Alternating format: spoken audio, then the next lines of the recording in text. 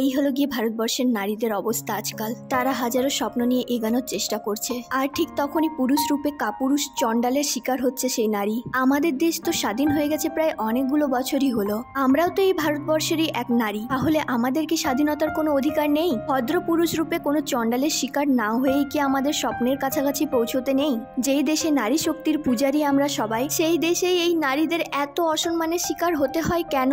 আচ্ছা, যেসব পুরুষ অনুমতি ছাড়াই একজন নারীর ধর্ষণ করে, তারা কি ভুলে যায় যে তারাও এক নারীর সন্তান, তাদেরও বাড়িতে মা বোন আছে? আর আজকাল তো আমরা নারীরাই নারীদের সবচাইতে বড় শত্রু, আর আমরাই যদি না ঠিক থাকি তাহলে চণ্ডালরা তো সুযোগ নেবে আমাদের ঠিকই। পশ্চিম বাংলার ভারসাম্য বজায় রাখার দায়িত্ব নিয়েছেন যিনি, এক ধর্ষিতা নারীর পরিবারের মুখ বন্ধ রাখার জন্য 10 লাখ টাকার ব্যবস্থা করেছেন তিনি। ধিক্কার জানাই এরম নারীর মানসিকতাকে। রাজনৈতিক সম্পর্কে জ্ঞান আমার খুবই কম, তবে আমাদের রাজ্যের মুখ্যমন্ত্রীর পদ যখন এক নারীর কন্ট্রোলে, তখন আমাদের রাজ্যের মেয়েদের এত অসম্মান এবং ধর্ষণের মতো মরণীয় অপরাধ করার আগে কিছু কুলাঙ্গার এবং হায়নারা এত বড় পাপ ও ভুল কাজ করার সাহস পায় কোথা থেকে? চাইলেই তো উনি এমন এক আইন তৈরি করতে পারেন যাতে কোনো কাপুরুষ কোনো নারীকে অকারণে অত্যাচার করতে গেলে ও কাউকে ধর্ষণ করতে গেলে সেই ভয়ানক শাস্তির কথা মনে আসে। তাই আমার মনে হয় এবারে কোনো সুবিচার পাওয়ার আগেই যদি আন্দোলন থামিয়ে দেওয়া হয়, তাহলে মৌমিতা, প্রিয়াঙ্কা, তনুর মতো না জানি আরো কত নিরীহ মধ্যবিত্ত পরিবারের মেয়েকে